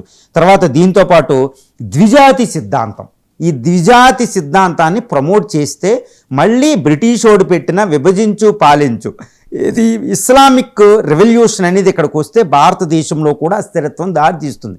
ఇప్పటికే భారతదేశంలో హిజాబ్ అని, తర్వాత ఈ హిందుత్వ పాలిటిక్స్ అని సోకాళ్ళు ఇవన్నీ ఉన్నాయన్నమాట. ఇప్పుడు ఇస్లామిక్ ప్రోద్బల శక్తులు బంగ్లాదేశ్లో ఉంటే అది మొత్తం భారత ఉపఖండాన్నే అస్థిరత్వం పెడుతుంది, భారత ప్రజాస్వామ్యానికి కూడా అది ద్రోహం చేస్తుంది అనమాట. ఎప్పుడు సెక్యూరిటీ ప్రాబ్లం ఇవి వస్తాయి అనమాట. అందువల్ల ఇప్పుడు ఈ బంగ్లాదేశ్ ఈ బ్లోఅవుట్ అనేది భారత వ్యతిరేక ఇస్లామిక్ ప్రోద్బలిత ఈ బ్లోఅవుట్ ఈ అగ్నిగోళం అనేది మొత్తం భారతదేశం మీద చాలా చాలా తీవ్రమైన దుష్ఫలితాలను కలిగిస్తుంది అనడంలో ఎటువంటి సందేహం లేదండి. ఇంజరావు గారు, పొరుగు దేశంలో చెలరేగిన హింస, బంగ్లాదేశ్లో ఉద్రిక్తతలు ప్రభావం ఎంత తీవ్రంగా ఉంటుందో మీరు క్లియర్గా ఇప్పటివరకు చెప్పారు. మరి భారత విభజనే లక్ష్యంగా, మోదీ ప్రభుత్వాన్ని కూల్చేయడమే లక్ష్యంగా జరుగుతోన్న ఈ సమస్యను భారత్ ఎలా ఎదుర్కోవాలి? ఎస్ అండి, ఇప్పుడు చాలా పెద్ద ఇష్యూ ఏంటంటే అసలు దీనికి సొల్యూషన్ ఏంటి, లేదా భారతదేశం ఏం చేయబోతుంది, అసలు ఏం చెయ్యాలి అనేది ఇక్కడ చాలా పెద్ద విషయం అండి. భారతదేశానికి ముందుకెళ్తే గొయ్య, వెనకాలకు వస్తే నుయ్య, ఇలా తయారు చేసేసారండి. ముందుకే వెళ్ళలేం, వెనక్కే వెళ్ళలేం. మోడీ చాలా కృత నిశ్చయంతో ఫారిన్ పాలసీని ముందుకు తీసుకెళ్తున్నారు గత 11 సంవత్సరాలుగా. ఇప్పుడు బంగ్లాదేశ్లో పెద్ద ట్రాప్ వేయడం జరిగింది. ఇప్పుడు మరి భారతదేశం ఏం చేయాలి? అక్కడ హిందువులను మోడీని డైరెక్ట్గా సంబోధిస్తూ, భారత ప్రభుత్వాన్ని డైరెక్ట్గా సంబోధిస్తూ, ఇదిగో మీ హిందువులను చంపుతున్నాం, మీ భారతీయుల్ని చంపుతున్నాం, మీ భారతీయ మూలాలను చంపుతున్నాం అంటూ ఒక హిందువుని చంపి చెట్టుకి వేలాడదీసే శవాన్ని ఈరోజు సోషల్ మీడియాలో మనం మీడియాలో చూస్తూనే ఉంటాం. అంటే భారతదేశం ఏం చేయాలి, ఎటువంటి పరిస్థితికి భారతదేశం వచ్చింది అనేది చూస్తే ఇప్పుడు బంగ్లాదేశ్లో భారతదేశం ఏం చేయాలి అనడానికి 3 మార్గాలు ఉన్నాయి. ఒకటి ఏంటంటే డైరెక్ట్గా భారత ఆర్మీని అక్కడ డైరెక్ట్గా రంగంలో దించి షేక్ హసీనాని ఢాకా పంపించి అక్కడ బిఎన్పి షేక్ హసీనా అంటే ఇంక్లూజివ్ డెమోక్రసీ అన్నట్టు ఇటు బిఎన్పి, అవామీ లీగు, జైషీ ఇస్లామీ, ఎన్సిపి పార్టీలు అన్ని పార్టీలని ఆధారం చేసుకుని ఎలక్షన్ని ఫిబ్రవరి 12న భారత ఆర్మీయే నిర్వహించడం, యుఎన్ఎస్ యొక్క కుట్రలను బయటపెట్టి అంతర్జాతీయ ప్రభుత్వాల సహకారం కూడా తీసుకోవడం అనమాట. ఇలా నిలబెట్టి అక్కడ అద్భుతమైన ఒక ప్రజాప్రభుత్వాన్ని ఎస్టాబ్లిష్ చేయడం అనేది ఒక అతిపెద్ద మార్గంగా భారత్కి కనపడుతుంది. 2 ఆర్థిక ఆంక్షలు చాలా డేంజరస్. ఏంటంటే బంగ్లాదేశ్ మొత్తం ఇండియా మీద ఎక్కువ ఆధారపడి ఉంటుంది. ఒక ట్రేడ్ విషయంలో, టెక్స్టైల్ ఇండస్ట్రీలో భారత పోర్ట్లు, భారత ఆహార పదార్థాలు ఇలా ఎక్కడికక్కడ పెనవేసుకుని ఉందన్నమాట. భారత ఆర్థిక దిగ్బంధన విధిస్తే అసలు బంగ్లాదేశ్ ఎక్స్పోర్ట్స్ ఉండవు, ఇంపోర్ట్స్ ఉండవు, టెక్స్టైల్ ఇండస్ట్రీ ఉండదు, ఆహార పదార్థాలని కొరత ఉంటుంది.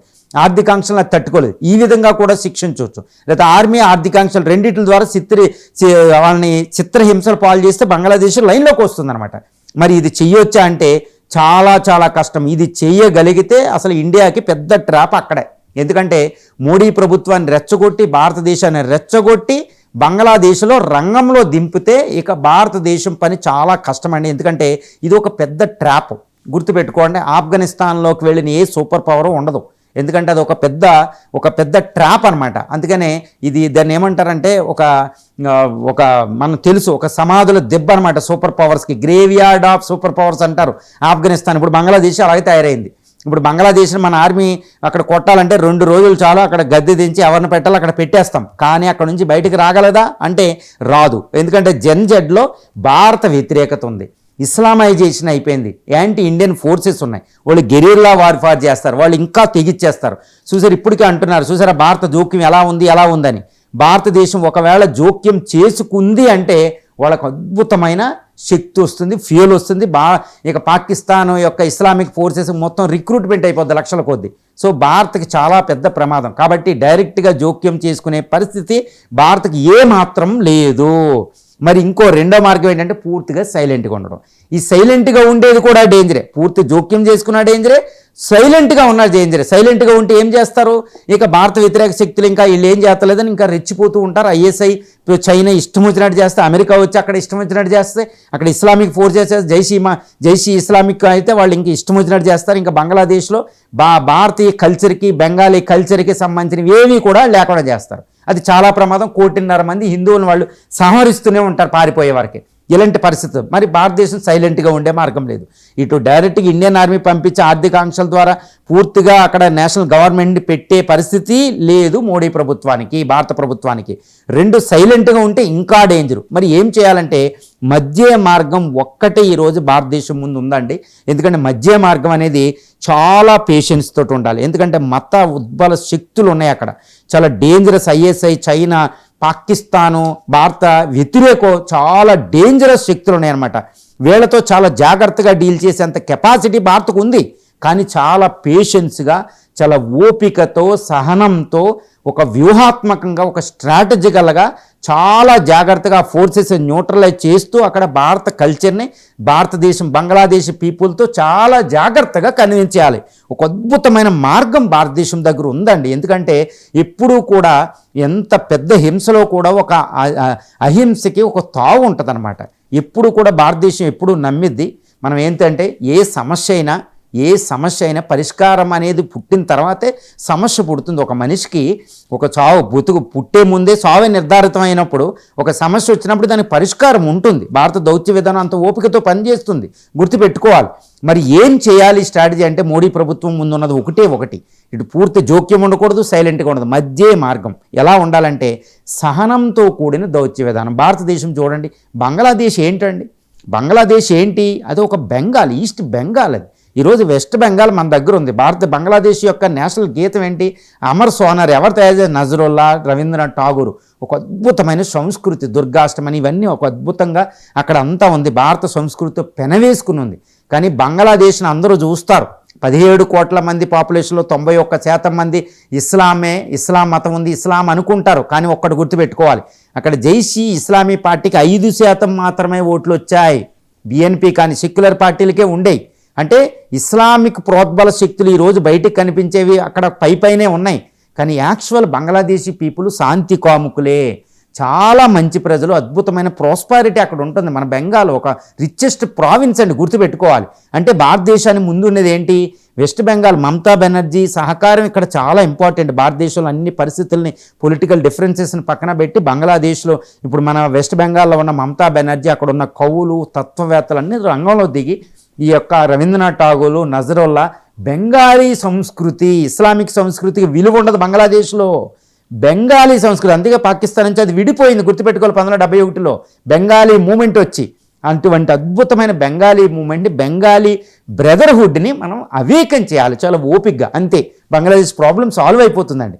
ఇక రెండోది, మోడీ ప్రభుత్వం ఏం చేయాలంటే చాలా జాగ్రత్త, ఎట్టి పరిస్థితుల్లో కూడా ఆర్థిక దిగ్బంధనం విధించకూడదు. అవసరమైతే ఇంకా ఎక్కువ ఇవ్వాలి. ఎందుకంటే అక్కడ ఈ ఇస్లామిక్ ఫోర్సెస్ ఎవరైతే ఉద్యమాలు చేస్తున్నారో వాళ్ళు కొన్ని లక్షల మంది మాత్రమే, వాళ్ళు కాదు. మిగిలిన సుమారు 16 కోట్ల మంది బంగ్లాదేశీ ప్రజలు శాంతిని కోరుకుంటున్నారు. వాళ్ళని కన్విన్స్ చేయాలంటే ఆర్థిక దిగ్బంధనం విధించకూడదు. ఫర్దర్గా ఎటువంటి పనిష్మెంట్ ఇవ్వకపోతే, చూసారా భారతదేశం మనం అంత శక్తివంతమైన ఆర్థిక శక్తి, భారతదేశం కూడా మనలో జోక్యం చేసుకుంటలేదు, మనల్ని ఒక పిల్లలుగా చూస్తున్నారని ఒక అద్భుతమైన మెసేజ్ బంగ్లాదేశ్ పీపుల్కి మనం ఇవ్వగలిగితే ఈ శక్తులు ఎక్కువ కాలం పనిచేయవు. యోనస్, యాంటీ ఇండియన్, ఇస్లామిక్ ఫోర్సెస్ ఎక్కువ కాలం పనిచేయవండి. ఐఎస్ఐని మనం న్యూట్రలైజ్ చేయొచ్చు. ఇదే సమయంలో చాలా జాగ్రత్తగా ఒక్కొక్క పని చేయాలి.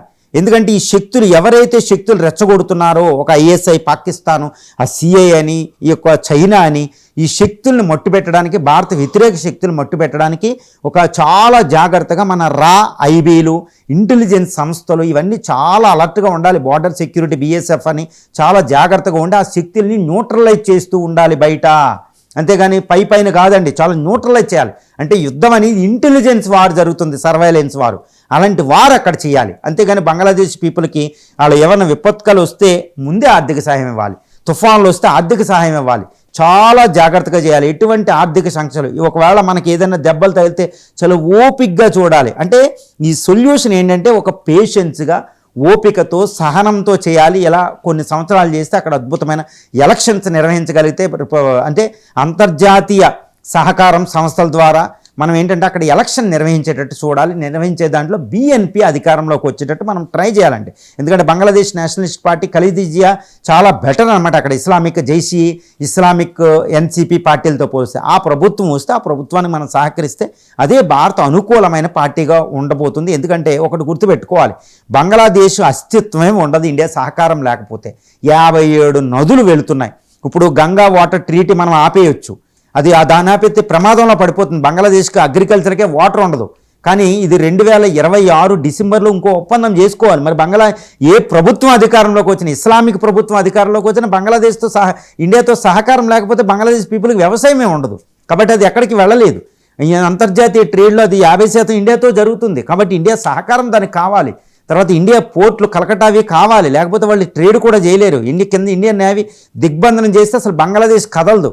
కాబట్టి ఇండియా మీద బంగ్లాదేశ్ పూర్తిగా ఆధారపడుతుంది, లేకపోతే ఈవినింగ్కే దానికి ఫుడ్ ఉండదు. కాబట్టి ఇండియాకి అన్ని వనరులు ఉన్నా మనం ఓపికతో సహనంతో చేయాలి. ఎందుకంటే ఇక్కడ అందరూ అనుకుంటారు బంగ్లాదేశ్ వెళ్ళి అటాక్ చేయాలని, కానీ నేను ఒకటే చెప్తానండి. ఎందుకంటే బంగ్లాదేశ్ అనేది అఖండ భారత్లో ఒక భాగం, అది ఒక దేశం అయినా కానీ అది హిమాలయాలు, ఇండియన్ ఓషన్ మధ్యలో ఉన్న ఒక అద్భుతమైన భారత ఒక అఖండ భాగం అండి. అది బెంగాలీ అండి. దట్ ఈస్ ద గ్రేట్ ఒక పార్ట్. అది భారతదేశంలో వందే మాత్రం ఇవి పుట్టిన ఒక నేల, రవీంద్రనాథ్ ఠాగూర్ నేల. అది ఎంతటి బౌండరీ గీసిన బ్రిటిషోడు వల్ల అది వేరే దేశమైన కల్చర్ మనలోనే ఉంటుంది. ఇప్పుడు చూడండి, పాకిస్తాన్లో మన దురంధర్ మూవీ ఓపెన్ చేస్తే వాళ్ళ మీద బ్యాన్ విధించిన సినిమా మీద సినిమా పాకిస్తాన్లో ఎలా చూస్తున్నారు.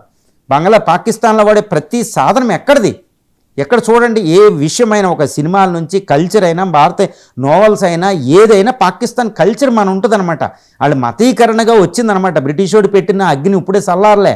కాబట్టి భారతదేశం ఒక విజన్తో ఒక అద్భుతంగా పనిచేయాలి. ఎందుకంటే అది బంగ్లాదేశ్ ఎప్పుడైనా మన పార్టీ, అది ఎక్కడది దూరం కాదు. కాబట్టి ఇక్కడ ఓపిక సహనం అనేది ముఖ్యంగా చెప్పాలంటే మోడీ ప్రభుత్వం చాలా తెలివిగా, జైశంకర్, అజిత్ దోవల్ ఇదే వ్యూహంలో ఉన్నారు.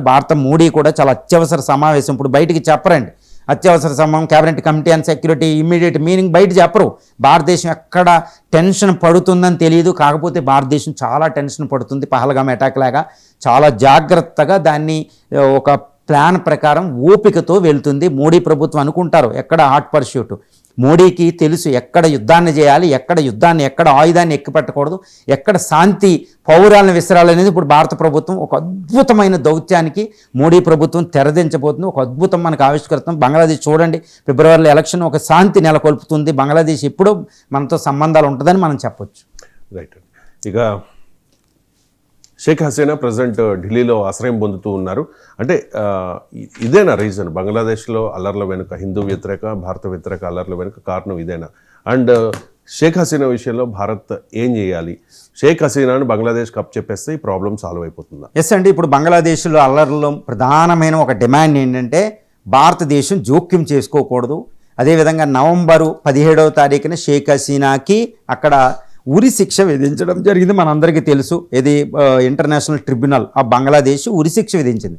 కాబట్టి షేక్ హసీనాని ఈ బంగ్లాదేశ్కి అప్పగించాలి అనే ఒక డిమాండ్ అక్కడ తలెత్తుతుంది. అసలు ఇప్పుడు ప్రాబ్లం అంతా ఎందుకు వచ్చింది అంటే షేక్ హసీనా ఢిల్లీలో మనం ఆశ్రయం ఇవ్వడం వల్లే అనేది ఒకటి తలెత్తుతుంది.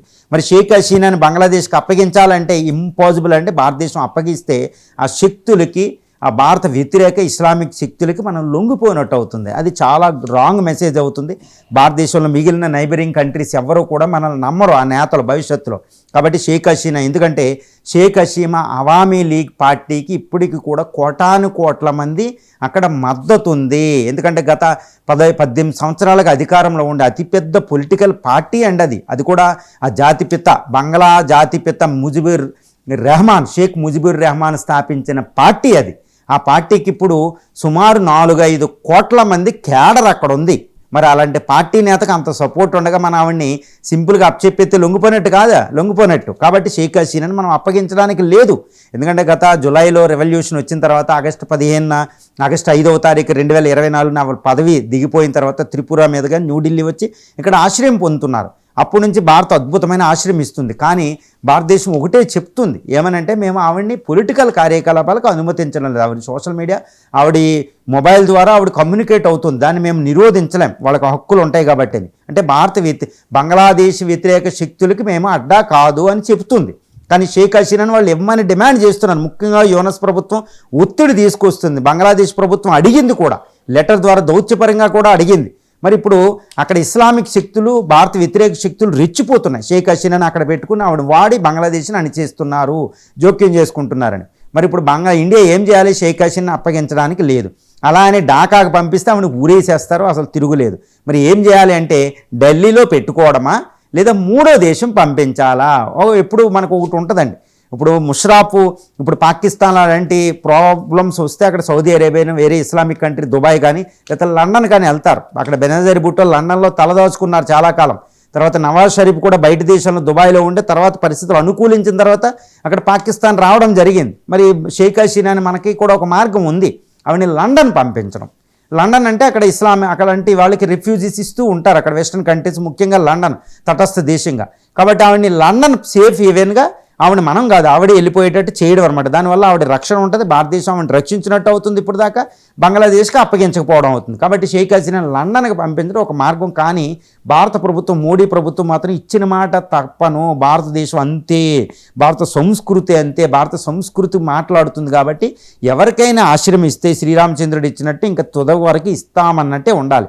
కాబట్టి ఇలాగే డిసైడ్ అవుతే బంగ్లాదేశ్కి భారత ఆర్మీని పంపించి ఎలక్షన్లు పెట్టి షేక్ హసీనా పదవిలో తేవడం ఒకటే ఉంటుంది. కాబట్టి షేక్ హసీనా అనే ఆవిడ అక్కడ ఇప్పుడు కేంద్ర బిందువు అయింది భారత బంగ్లాదేశ్ల మధ్య వివాదానికి. కాబట్టి ఈవిడ ఇక్కడ ఉండడమే మనకు ఉత్తమం అనేది మనకు తెలుస్తుంది. ముఖ్యంగా లండన్ కూడా పంపించే అవకాశాలు ఇక్కడ మనకి మోడీ ప్రభుత్వం యొక్క యాటిట్యూడ్ గమనిస్తే మనకు అర్థమవుతుంది. ఎంజీ రావు గారు, బంగ్లాదేశ్ భారత్తో సుమారు 4000 కిలోమీటర్ల సరిహద్దును పంచుకుంటోంది. అలాంటి బంగ్లాదేశ్ వేదికగా ఇప్పుడు అమెరికా, చైనా ఆధిపత్య పోరుకు వేదిక అయింది అనుకోవాలా? అండ్ నష్టపోయేది భారతే కదా అల్టిమేట్గా. మరి మోదీ ట్రంప్కి, జిన్పింగ్కి ఎలాంటి వార్నింగ్ ఇవ్వబోతుంది? ఎస్ అండి, ఇప్పుడు బంగ్లాదేశ్ ఇండియాతో 4096 కిలోమీటర్ ల్యాండ్ బౌండరీ ఉండి ఇండియాలో ఒక అంతర్భాగంగా బెంగాల్ ఉందన్నమాట. ఈ బంగ్లాదేశ్ ఉంది. మరి ఈ బంగ్లాదేశ్లో చైనా, అమెరికాలు పోరాడుకుంటే, అంటే చైనా అమెరికాల మధ్య అంతర్జాతీయంగా ప్రచ్ఛన్న యుద్ధం జరుగుతుంది. ఒక రకంగా ప్రత్యక్ష యుద్ధమే అని చెప్పవచ్చు అనమాట. ఇప్పుడు బంగ్లాదేశ్లో చైనా, పాకిస్తాన్తో పాటు అమెరికా కూడా ఒక సూపర్ పవర్ పాలిటిక్స్ చేస్తుందనేది మనకు తెలుస్తుంది. ఎందుకంటే షేక్ హసీనా గవర్నమెంట్ గత సంవత్సరం జూలై, ఆగస్టులో పడిపోయినప్పుడు ఆ యొక్క షేక్ హసీనా వ్యతిరేక శక్తులైన ఈ జెడ్ మూమెంట్కి ఫండింగ్ ఇచ్చింది ఒకప్పుడు అమెరికా ప్రభుత్వం, జో బిడెన్ గవర్నమెంటు అనేది ఇప్పుడు మనకు బయటకు వచ్చింది. ట్రంప్ కూడా ఈ ఆరోపణ చేయడం జరిగింది. కాబట్టి అమెరికా అక్కడ ఉంది. షేక్ హసీనా గవర్నమెంట్ కొలాప్స్ అవ్వడం వెనకాల ఉంది. షేక్ హసీనా గారు కూడా, ఈ అవామీ లీగ్ పార్టీ కూడా అమెరికాని నిందించడం మనం చూస్తున్నాం. ఎందుకు? సెయింట్ మార్టిన్ అనే ఒక ద్వీపాన్ని అమెరికా సైనిక ఒప్పందం కింద ఇవ్వండి అని అడిగింది. సైనిక స్థావరం కోసం మేము ఇవ్వను అనేటప్పటికీ నా గవర్నమెంట్ని పడేశారు అని షేక్ హసీనా డైరెక్ట్గా ఆరోపణ చేయడం మనం చూస్తున్నాం. కాబట్టి అమెరికా అక్కడ ఉంది. ఎందుకంటే ఎగెనిస్ట్ చైనా, ఎగెనిస్ట్ ఇండియాకి ఈ బే ఆఫ్ బెంగాల్లో, బంగాళాఖాతంలో, హిందూ మహాసముద్రంలో అమెరికా ఒక సైనిక స్థావరాన్ని ఎస్టాబ్లిష్ చేయడానికి బంగ్లాదేశ్ని వాడుకోవడానికి ట్రై చేసింది. ఏది? చైనాకి వ్యతిరేకంగా, ముఖ్యంగా ఇండియాకు కూడా వ్యతిరేకం అని చెప్పొచ్చు. ఇండియా కాకపోతే చైనా వ్యతిరేకం. చైనా దీన్ని తట్టుకోవడానికి ఆల్రెడీ అక్కడ చిట్టగాంగ్ పోర్ట్ అని ఒకటి పెట్టుకుంది. అది ఇండియాకి వ్యతిరేకంగా, ఇండియన్ ఓషన్లో అమెరికాని అడ్డగించడానికి, ఇండియాని అడ్డగించడానికి. ఈ విధంగా చైనా అనేది అక్కడ చిట్టగాంగ్ పోర్ట్ ద్వారా అక్కడ ఉంది. అమెరికా అనేది సెయింట్ మార్టిన్ ఐలాండ్ ద్వారా అక్కడ రావాలనుకుంటుంది. కాబట్టి ఈ మాట వినకపోతే బంగ్లాదేశ్ ప్రభుత్వాన్ని వాళ్ళు అస్థిరత పరుస్తారు. రీసెంట్గా అమెరికా ట్రంప్ గవర్నమెంటు రకైన్ కారిడార్ అని ఒకటి పెట్టింది. ఎందుకంటే ఇప్పుడు బంగ్లాదేశ్లో సుమారు 10 లక్షల మంది రోహింగ్యా పాపులేషన్ మయన్మార్ నుంచి వచ్చేసారు, రకైన్ స్టేట్ నుండి. కాబట్టి అమెరికా అంతర్జాతీయ ఐక్యరాజ్య సమితి లాంటి హ్యుమానిటేరియన్ ఏజెన్సీస్తో కలిపి ఒక రకైన్ కారిడార్ అని ఒకటి పెట్టి వాళ్ళకి మానవతా సహాయం అనే పేరుతో ఒక ఒప్పందం చేసుకుంది యుఎస్ ప్రభుత్వం. వెంటనే ఆర్మీ, అక్కడ చైనా ప్రోద్బలంతో ఆర్మీ అడ్డం తిరిగితే యుఎస్ దాన్ని క్యాన్సిల్ చేసుకోవడం జరిగింది. ఈ రకైన్ కారిడార్ ద్వారా మళ్ళీ అమెరికా ఆర్మీ అక్కడ దిగడం, చైనాకి వ్యతిరేకంగా అక్కడ ఉండడం. ఈ విధంగా China versus United States of America అనే పాలిటిక్స్ ఈ ప్రచ్ఛన్న యుద్ధం అనేది బంగ్లాదేశ్ వేదికగా జరుగుతున్నాయి. అంటే బంగ్లాదేశ్ అనేది ఒక బ్యాటిల్ గ్రౌండ్ అయింది చైనా అమెరికాలకి. మరి భారత అడ్డాలో, భారత స్పీర్ ఆఫ్ ఇన్ఫ్లుయెన్స్లో, సెక్యూరిటీ జోన్లో వేరే పవర్స్ వచ్చి దెబ్బలాడుకుంటే అది ఎవరికి ప్రాబ్లం? ఇండియాకే ప్రాబ్లం. ఈరోజు ఇండియా బంగ్లాదేశ్లో అస్థిరత పరిస్థితి ఇండియాకే ప్రాబ్లం అయింది. అందుకే యుద్ధమే చేయవలసి వచ్చింది 1971లో. ఆఫ్ఘనిస్తాన్లో పవర్స్ ఉంటే అక్కడ పరిస్థితి ఎలాగో చూడండి. ఉక్రెయిన్లో సూపర్ పవర్స్ వస్తే అక్కడ ఉక్రెయిన్ కుక్కలు చింపిన విస్తరైపోయింది. మరి బంగ్లాదేశ్లో అంతర్జాతీయ superpowers, world superpowers దెబ్బలాడుకుంటే అది ఇండియా మీద ఎక్కువ ప్రభావితం ఉంటుంది బంగ్లాదేశ్ ఎలా ఉన్నా. కాబట్టి ఇండియా అలాంటి పరిస్థితుల్ని ఇవ్వకూడదు. అక్కడ రఖైన్ స్టేట్ అనేది, ఇక్కడ సెయింట్ మార్టిన్ ఐలాండ్ అనేది, చిట్టగాంగ్ పోర్ట్ అనేది చైనా పాకిస్తాన్ సహాయంతో, అమెరికా తనంతట తాను అక్కడ ఉన్నాయి. ఇప్పటికే ISI ఉగ్రవాదులు అక్కడ ఉన్నారు. ఇటు చైనా యొక్క ఆర్మీ అక్కడ ఉంది, PLA ఉంది, చైనా వెపన్స్ అక్కడికి వస్తున్నాయి, అమెరికా వెపన్స్ వస్తున్నాయి, అమెరికా CIA ఢాకాలో అక్కడ విపరీతమైన కార్యకలాపాలు నిర్వహిస్తుంది. కాబట్టి బంగ్లాదేశ్ అనేది అంతర్జాతీయ ముఖ్యంగా వరల్డ్ సూపర్ పవర్ చైనా అమెరికాలకి అక్కడ ఒక అడ్డాగా మారిపోయింది. కాబట్టి ఇండియా ఇది అలౌ చేయకూడదు. ఇప్పుడు మన దుష్ఫలితాలు అనుభవిస్తున్నాం. బంగ్లాదేశ్ యొక్క అస్థిరత పరిస్థితులను ఎవరు సాల్వ్ చేస్తారంటే చైనా వెళ్ళిపోద్ది, అమెరికా వెళ్ళిపోద్ది. ఎవరి మీద ఉంటుందంటే ఇండియాకు ప్రాబ్లం. కాబట్టి ఇప్పుడు ఇండియా ఇటు జీ జిన్పింగ్కి, ట్రంప్కి క్లియర్ కట్ వార్నింగ్ ఇవ్వాలి. ఆల్రెడీ ఇచ్చినట్టే తెలుస్తుంది మనకి. క్లియర్ కట్ వార్నింగ్ ఇచ్చి ఇటు ISI, CIA, చైనా యొక్క ఇంటెలిజెన్స్ ఏజెన్సీలు అక్కడ లేకుండా చేయడం, భారత ఇంటెలిజెన్స్ ఏజెన్సీలు అక్కడ ఉండడం, ఇంకా వేరే అంతర్జాతీయ మనకున్న ఫ్రెండ్స్ని అక్కడ సహకారం తీసుకోవడం, వేరే ఇస్లామిక్ కంట్రీస్, మనం వ్యూహాత్మక సంబంధాలు ఉన్న ఆర్గనైజేషన్ ఆఫ్ ఇస్లామిక్ కంట్రీలు సహకారం తీసుకుని అక్కడ ఇస్లామిక్ శక్తులను తుదముట్టించి భారత వ్యతిరేక కార్యకలాపాలు అడ్డాగా లేకుండా చేయడం, బంగ్లాదేశులతో ఎట్టి పరిస్థితుల్లో తగవుకు వెళ్లకుండా, అక్కడ ఆర్థిక ఆంక్షలు విధించకుండా మనమే వాళ్ళు ఏం చేసినా ఓపిక పడుతూ జాగ్రత్తగా ఆర్థిక అభివృద్ధి చెందుతూ ఒక సుస్థిర పరిస్థితి వచ్చి ఎలక్షన్లు పెట్టి ప్రజాస్వామ్య ప్రభుత్వాన్ని ఎస్టాబ్లిష్ చేయేటట్టు భారతదేశం చూసుకోవాలి. కానీ ఇటు చైనాకి, అమెరికాకి మనం ఎట్టి పరిస్థితుల్లో వాళ్ళకి ప్లేస్ ఇవ్వకూడదు అనేది ఇక్కడ మనం పరిస్థితిని బట్టి చూస్తే అవగతం అవుతుంది. రైట్ అండి, థ్యాంక్ యూ MG రావు గారు. ఈ బంగ్లాదేశ్ ఉద్రిక్తతలకు సంబంధించి చాలా డీటెయిల్డ్గా, ఇన్డెప్త్గా, క్లియర్గా విశ్లేషణ అందించినందుకు. ఇది ఇవాల్టి రావు స్టాక్స్. మళ్ళీ సోమవారం కలుద్దాం. చూస్తూనే ఉండండి 99 TV.